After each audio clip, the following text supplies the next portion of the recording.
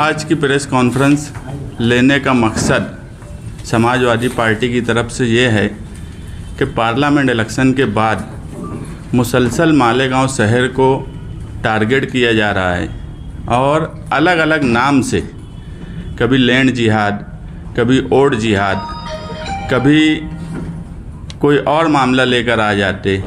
अभी जो है बीजेपी के किरीट सोमैया जो मुसलसल मालेगांव आ रहे हैं, आगे भी आने वाले हैं ऐसा हम सुन रहे हैं, जो ये बोलते हैं कि मालेगांव शहर में 1500 बांग्लादेशी रहते हैं जिन्होंने जन्म दाखिला नून करवाया। उन लोगों पर इल्ज़ाम लगाया जाता। ये सवाल सिर्फ मालेगांव सेंट्रल के लिए नहीं है, ये पूरे मालेगांव शहर के लिए है। और मालेगांव शहर सिर्फ सेंट्रल से नहीं है, मालेगांव आउटर से भी है। ये हमारा शहर है और हम असेंबली इलेक्शन के बाद से इसलिए भी खामोश थे कि हम चाहते थे जिन्हें लाखों वोट मिली है वो कहीं ना कहीं मालेगांव शहर की नुमाइंदगी असेंबली में या उस लेवल पर करेंगे कि जो छवि ख़राब हो रही है मालेगांव शहर की, उसे दुरुस्त किया जाए। मुसलसल झूठे इल्ज़ामात लगाए जा रहे हैं। कल एक किरीट सोमैया ने मुंबई में एक प्रेस कॉन्फ्रेंस ली और उसमें जिन लोगों के नाम लिए गए कि इनके डॉक्यूमेंट जो बनाए गए वो इल्लीगल है, गलत डॉक्यूमेंट बनाए गए, उनके नाम जब लिए गए तो वो लोग हमारे कांटेक्ट में आए। उसमें नजमा बानो, अब्दुल शकूर, शबाना बानो, सलीम शेख, जावेद अहमद, फरीदा बानो, हनीफ अहमद, ऐसे कई लोगों के नाम लिए गए और ये कहा गया कि ये सब बांग्लादेशी है और इन सबको बांग्लादेश भेज दिया जाए।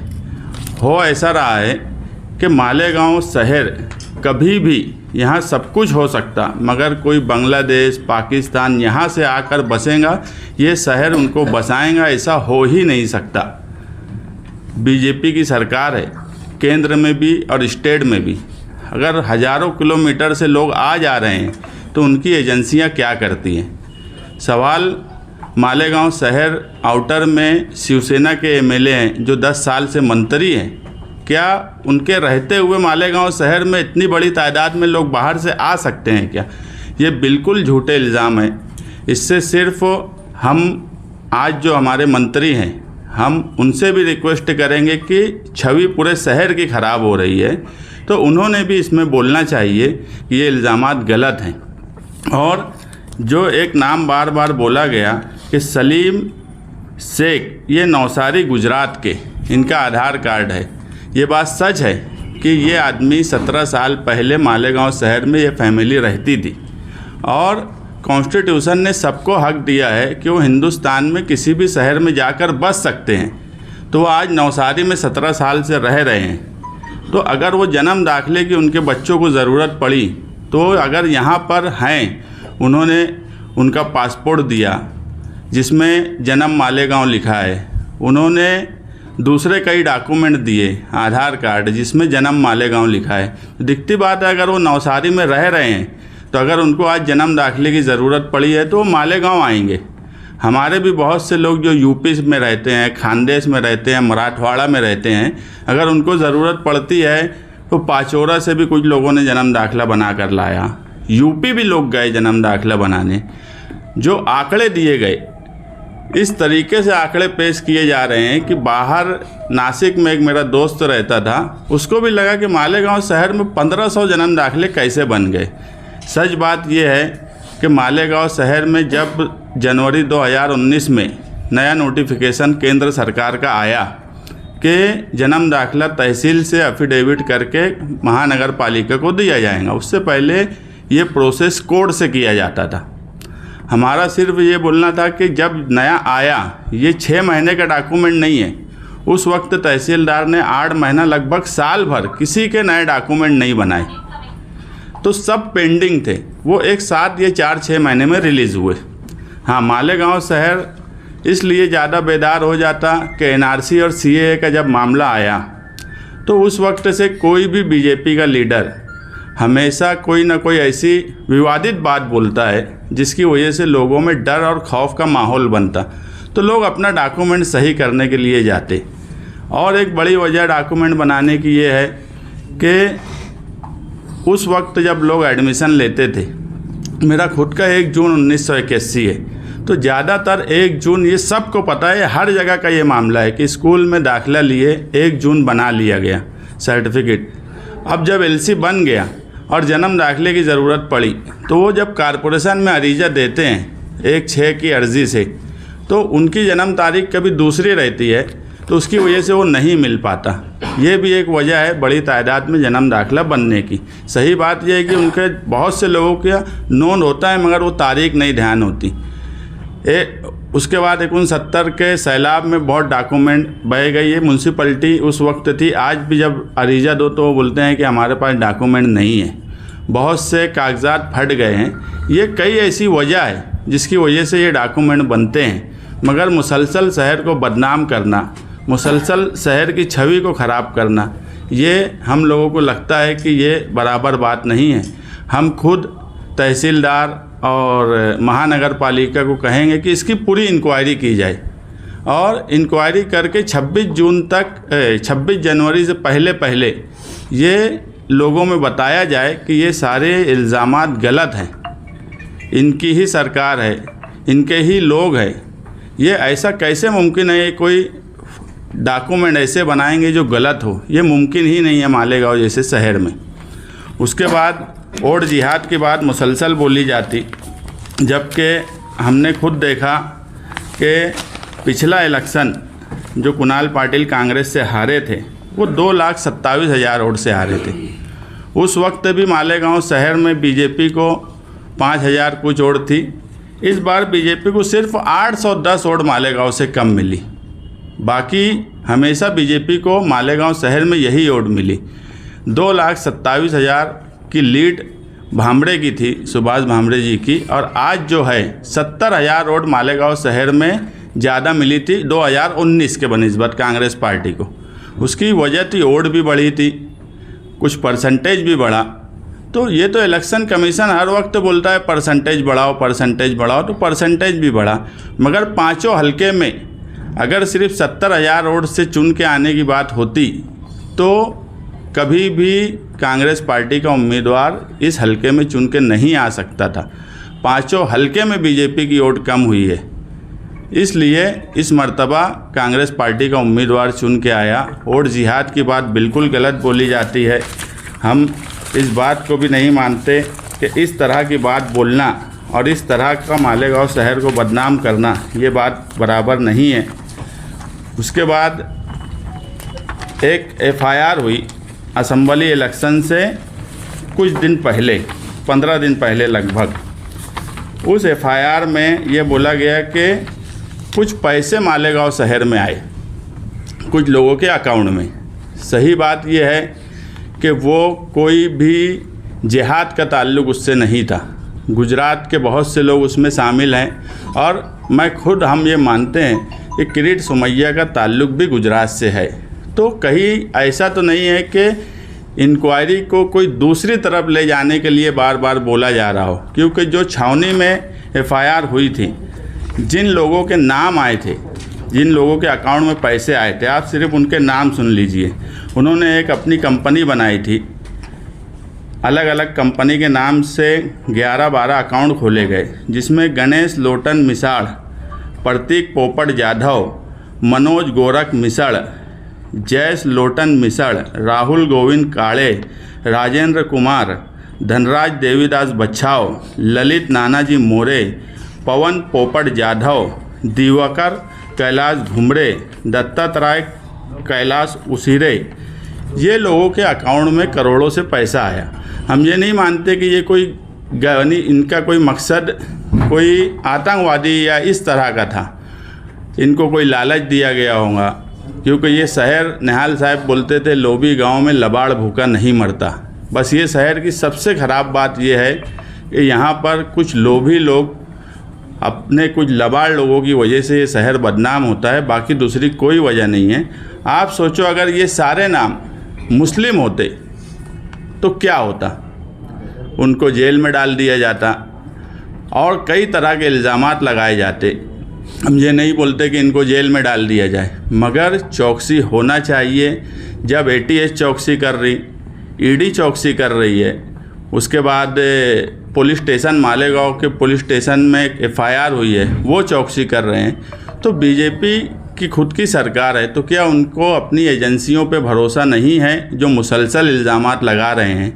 जबकि होना ये चाहिए कि एजेंसियों पे भरोसा करना चाहिए। हम भी एजेंसियों पे भरोसा कर रहे हैं कि सच्चाई हर हाल में सामने आएंगी, मगर इन सब बातों को लेकर मालेगांव शहर में जो हालात बनाए जा रहे हैं, तहसीलदार पर इल्ज़ाम, पुलिस डिपार्टमेंट पर इल्ज़ाम, यानी ऐसा लगता है कि ये सब लोग गैर कानूनी काम करते हैं। तो कहीं ना कहीं ये सब चीज़ रुकना चाहिए, इन बातों पर रोक लगना चाहिए और ताकत से इन सब बातों की मुखालफत होना चाहिए। इसीलिए हमने आज प्रेस कॉन्फ्रेंस बुलाई है कि जो पेश किया जा रहा है वो सच नहीं है, सच कुछ और है, और पेश इस तरह से किया जा रहा है कि मालेगांव की छवि खराब हो। आज जो है तहसील और प्रांत में जो एफिडेविट होते थे वो बंद कर दिए गए, नए एफिडेविट, ये किसका नुकसान हो रहा है? शहरियान का नुकसान हो रहा है। मगर इस पर कोई ताकत से, जिनको नुमाइंदगी दी गई है, वो कोई ताकत से विरोध नहीं करते, ना ही ताकत से पेपर के साथ असेंबली हॉल में अगर कोई बात बोली जा रही है तो आप अपनी सफाई में पेपर के साथ वहाँ पर बात रखिए। हम आज ये प्रेस कॉन्फ्रेंस यहाँ रखे हैं। हमने सोबत आई बच्चाओं को भी यहाँ बुलाया था, मगर उन्होंने कल लेटर भेजा कि कोई वजह से वो आज एक दिन पहले प्रेस कर चली गई। मगर ये बात हम मानते हैं कि जब तक हम इस शहर में लीडरान को जगाते नहीं हैं, समाजवादी के लोग, उस वक्त तक लीडरान जागते नहीं हैं। तो लीडरान को भी जगाने का काम हमारा ही है और शहरियान को भी जगाने का काम हमारा ही है। मुझे तड़ीपार की नोटिस दी गई, जो कि बिल्कुल गलत नोटिस थी। मेरे ऊपर कभी कोई क्रिमिनल केस नहीं हुआ, आज तक मैंने किसी को एक तमाचा नहीं मारा, ना हमारा कोई गैर कानूनी कारोबार है। मालेगांव शहर में कौन सी सियासी पार्टी का क्या है उस पर मुझे बहस में नहीं जाना है, मगर ये पूरा शहर जानता है, डिपार्टमेंट जानता है कि हम ना 2 नंबरी कारोबार करते हैं, ना हमारा कोई क्रिमिनल कोई काम काज है। हम सिर्फ़ और सिर्फ अगर करते हैं तो लोगों की सेवा के लिए जो काम होना चाहिए और जमहूरियत ने जो हमको हक दिया है उस पर ही हम हमेशा बात करते हैं। और उसके लिए अगर हम पर सियासी केस होता है तो ये एक आंदोलन और तहरीकी शहर में ये चीज़ें हमेशा से होती रही है, मगर मुझे अकेले को बार बार टारगेट करता है डिपार्टमेंट और ये चाहता है कि हम कुछ बोले ना, हम खामोश रहें। जबकि आप देखेंगे इस हिस्से के कुछ लोग जो मुसलसल मालेगांव शहर के हालात ख़राब करने की तरफ जाते हैं, उनके ऊपर पुलिस कार्रवाई नहीं करती। शिवाजी महाराज मुजस्समे पर जब सिविल हॉस्पिटल इस तरफ शिफ्ट करने की बात आई कुछ डिपार्टमेंट को, तो हमने एक आंदोलन किया। हमारे पास उस वक्त परमिशन था, उसके बाद भी पुलिस ने मुझ पर केस की।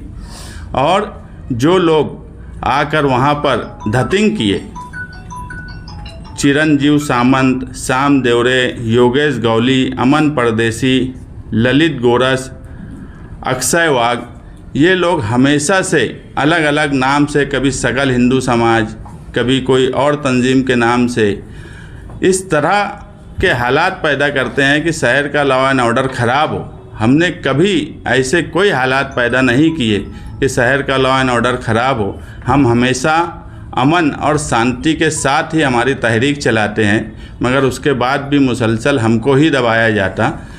वो इसलिए भी मुझे लगता है कि जो मालेगांव शहर की छवि ख़राब हो रही है, तो अगर कोई इसमें ताकत से बोल सकता है तो वो समाजवादी के लोग ही बोल सकते हैं। इसलिए इनका मुंह बंद कर दिया जाए।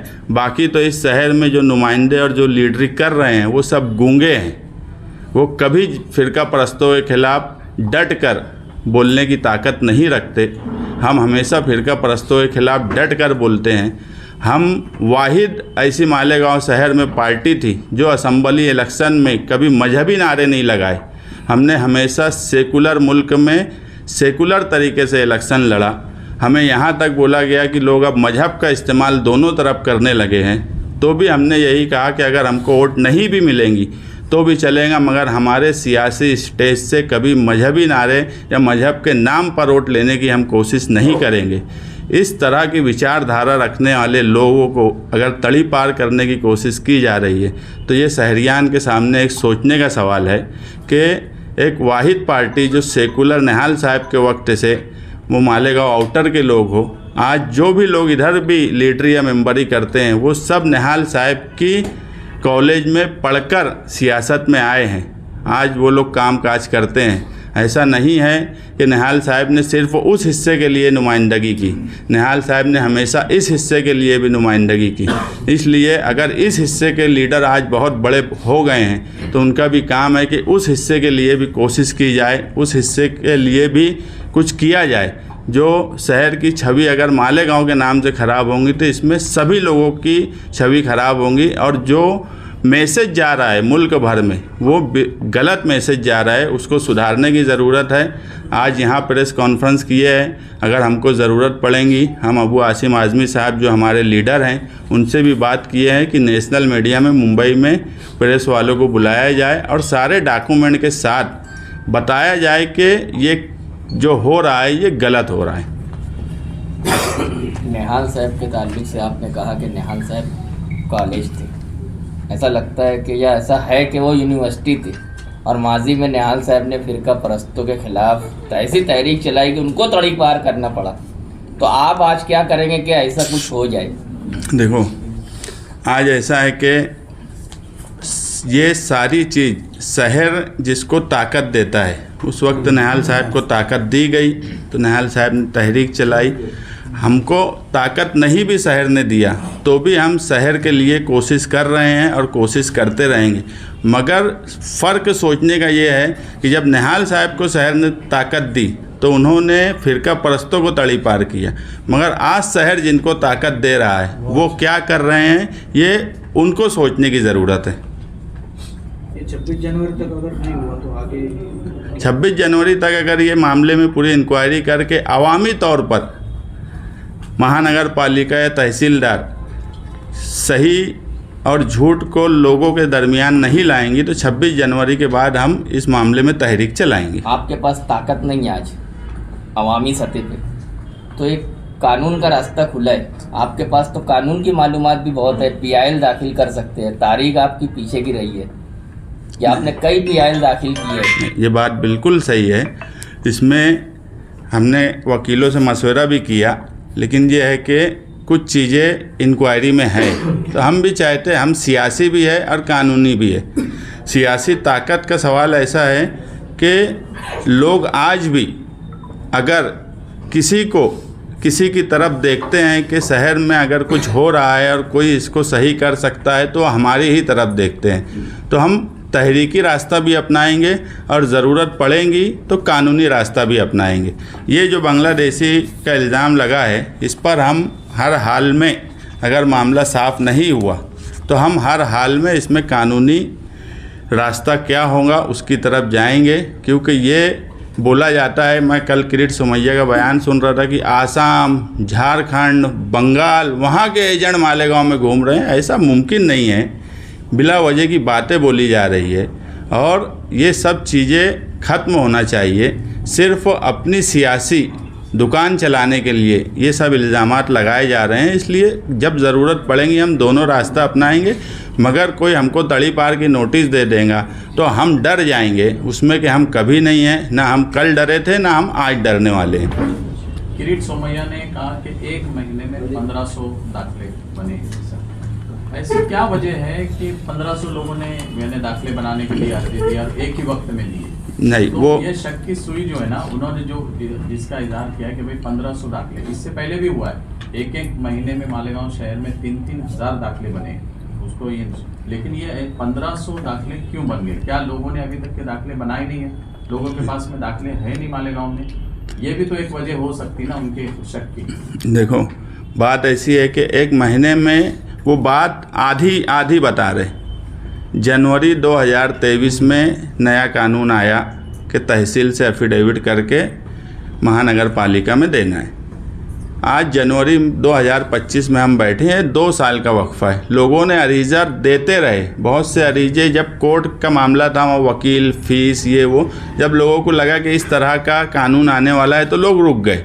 अरीजे जब से धीरे धीरे दिए जा रहे हैं। तहसील ने वो सारे अरीजे पेंडिंग रखे थे, अलग अलग इलेक्शन का वक्त था, पार्लियामेंट का इलेक्शन था, दूसरे कई वजह बता के, क्योंकि मैं खुद भी तहसील में 1-2 मामले में पूछने गया तो बोले अभी ये इलेक्शन है, फिर असेंबली की तैयारी है, तो सब पेंडिंग किए गए थे।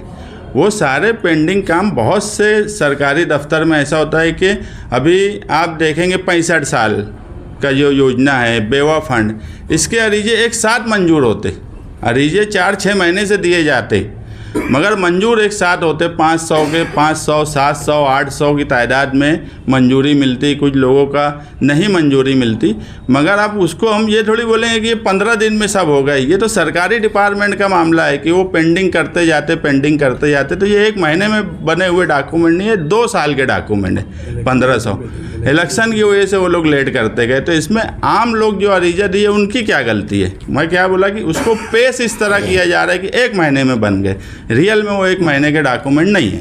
पहले ऐसा होता था कि मालेगांव शहर पे अगर कोई इल्ज़ाम लगाया जाता था या कुछ होता था, शहर में लीडर हो या कोई भी हो, इतना ज़बरदस्त एहतजाज होता था, आवाज़ उठाई जाती थी, रास्ते पे उतर के आंदोलन किए जाते थे। लेकिन पिछले कुछ महीनों से नहीं, बरसों से ऐसा देखा जा रहा है कि कोई भी राणे हो, किरीट सोमैया हो, ये आ रहे इल्ज़ाम लगा रहे चले जा रहे, लेकिन मालेगांव शहर से एकदम खामोशी है, कोई भी लीडर बोलने को तैयार नहीं सिवाय कमज़ोर लीडरशिप की निशानी है।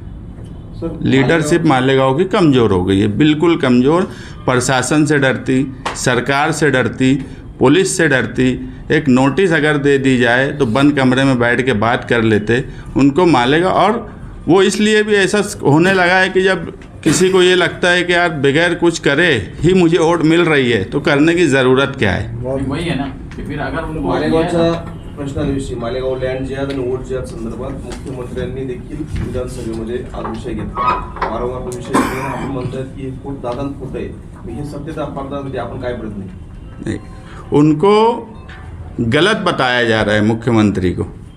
मुख्यमंत्री को जो चीज़ें दी जा रही है, ये जो बताई जा रही है, यहाँ पर देखो लैंड जिहाद और ये सब मामले में मैं एक बात बोलता हूँ कि ज़मीन का कारोबार करने वाले लोग ही एक दूसरे के दुश्मन बने हुए, जो गलत पेपर प्रोवाइड कर रहे हैं, गलत तरीके से पेश कर रहे हैं। हर कारोबार में अपने खुद के भी कुछ लोगों के आपस के मामले बिगड़ते हैं, तो उसको वो लोग चाहते हैं कि कोई नुकसान हो जाए, और इसके लिए ऐसे डॉक्यूमेंट या इस तरह की बात बताई जा रही है कि जिससे अब बीजेपी जो है हर बात को जिहाद से जोड़ देती। कुछ लोगों के आपस के कारोबारी मसले हैं उसकी, और ये कोई मालेगांव शहर में ही है ऐसा नहीं है, हर शहर में ये सब मामले रहते। मगर मालेगांव की जब बात आती है तो उसको मजहब से जोड़ दिया जाता, उसको दूसरी चीज़ों से जोड़ दिया जाता। तो जो मुख्यमंत्री साहब को बताया जा रहा है वो गलत बताया जा रहा है। आप बात बोलेंगे? हम अबू आसिम आज़मी साहब से बात करेंगे, क्योंकि हम तो डायरेक्ट मिल नहीं सकते। अबू आसिम आज़मी साहब, अगर हमारी बात उनसे होने वाली है, प्रेस कॉन्फ्रेंस की बात हुई है, उनसे हम बोलेंगे कि मुख्यमंत्री साहब से भी टाइम लें और उनके सामने भी सारे डॉक्यूमेंट रखे जाएं। मैं बोला कि पूर्ण ताकदीने विरोध करण्यासाठी तुम्ही सर्वपक्षीयांना काही आवाहन करणार? हाँ, माजी में ऐसा हुआ था, असलहा मिला, बम ब्लास्ट हुआ, तो निहाल साहब सबको जोड़ लेते थे।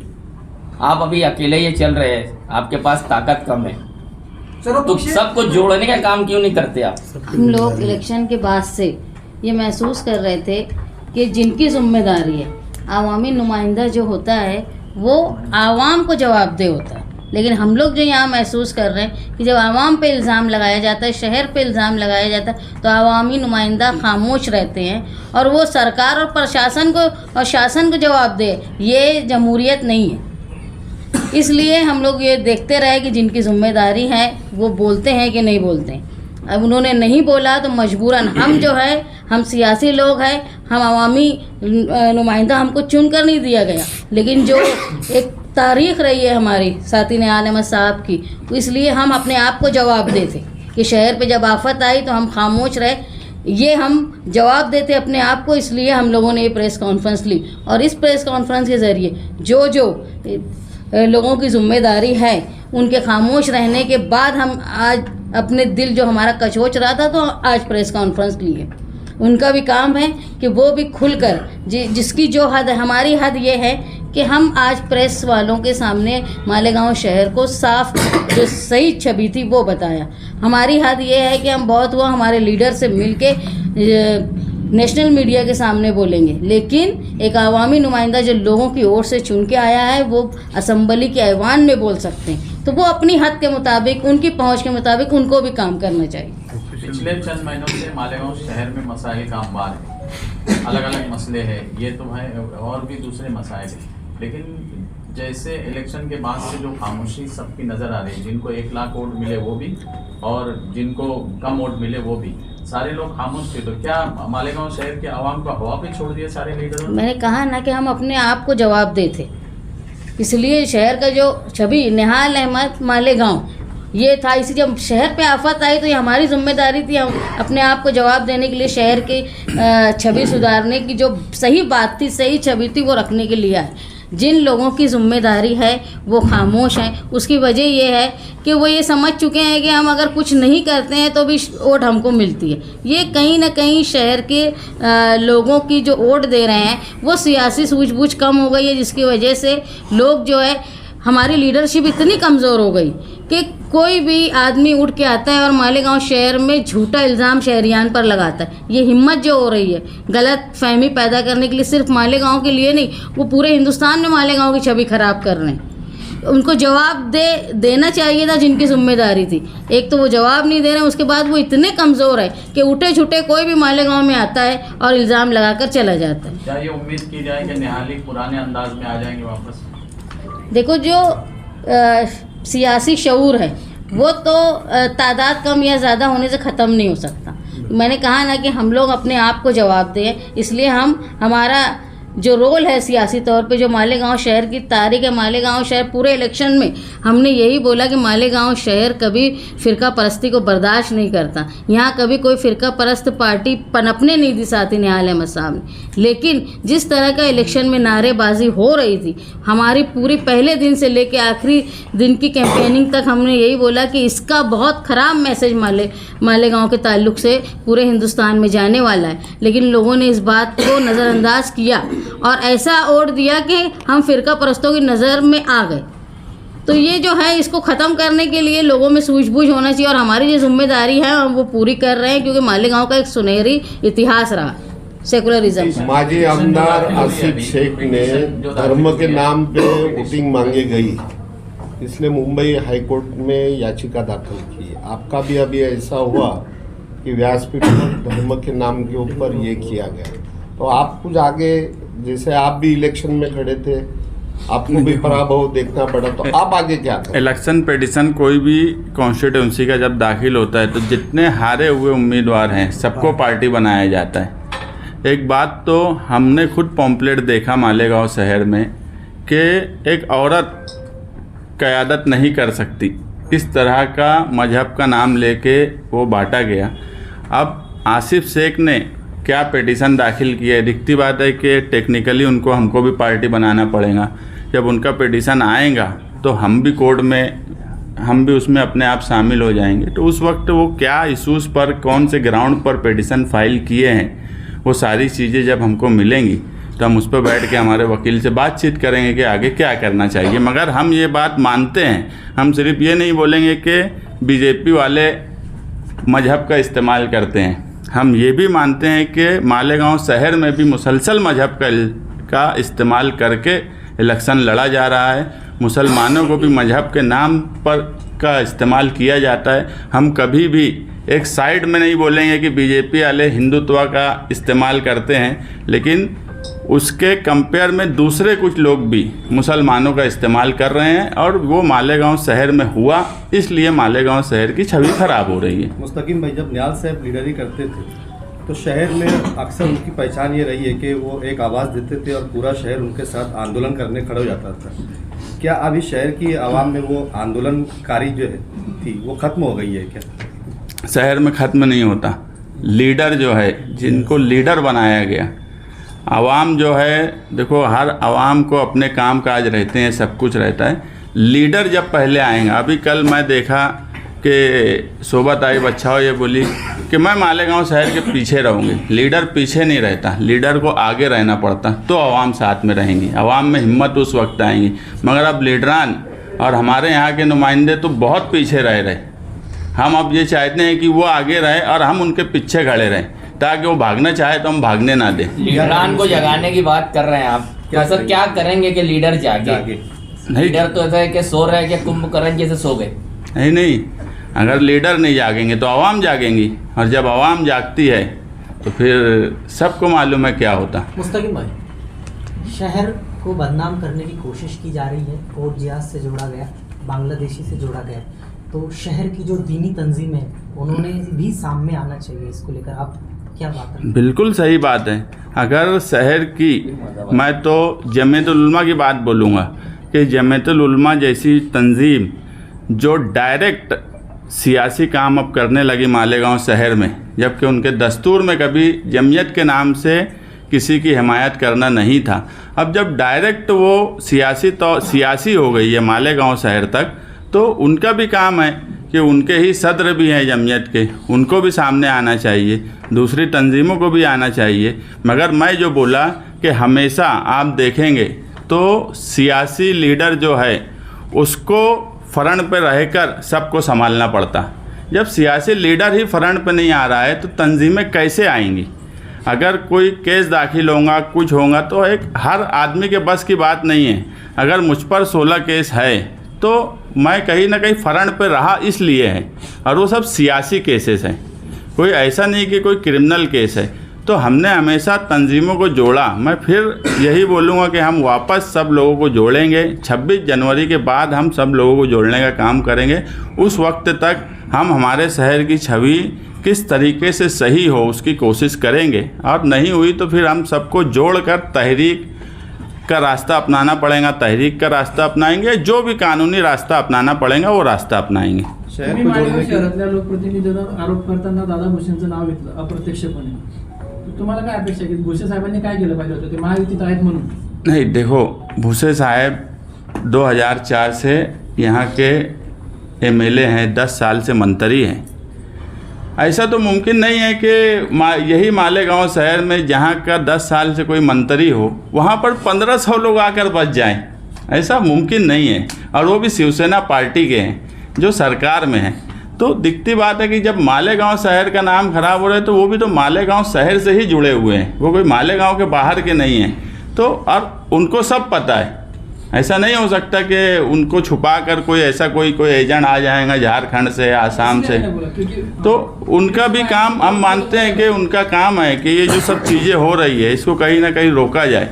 हमारे यहाँ जो मालेगांव सेंट्रल के हैं उनका भी काम है। मगर मैं जो बोला कि मैं अभी एक यूट्यूब चैनल सुन रहा था, वो बोले मालेगांव शहर एकदम ख़राब हो गया, खड्डा खोद दिया गया, यहाँ साफ़ सफाई नहीं होती। ये एक जिम्मेदार आदमी ऐसी बात बोलेगा? ये तो आप चैनल वाले भी जाकर पूरे शहर, मैं तो बोलता हूँ आज अपोजिशन अगर कोई कर रहा है मालेगांव शहर में तो मीडिया वाले कर रहे हैं, कम से कम वो जा रहे हैं, बता रहे हैं। वही काम तो उनको भी एक यूट्यूब चैनल दे दो आज के मौजूदा आमदार को कि ये ख़राब हो गया, वो ख़राब हो गया।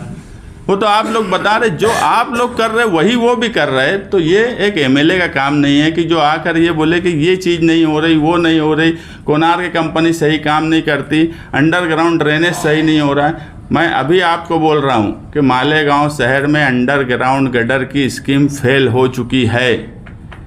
500 कोटी की स्कीम, उसकी एक वजह है कोई प्लान नहीं है। अगर मैं मेरी गली में बोल दिया कि यहाँ पे नहीं खोदना है तो वहाँ नहीं खोदते, कोई दूसरी जगह बोल देता, तो उनके पास कोई ब्लूप्रिंट है कि नहीं है काम करने का। और उस पर मौजूदा MLA ये बोलते कि पूरा शहर खड्डा हो गया। तो आप क्या कर रहे हैं? आपके वक्त स्कीम आई, आप पिछले भी 5 साल MLA थे।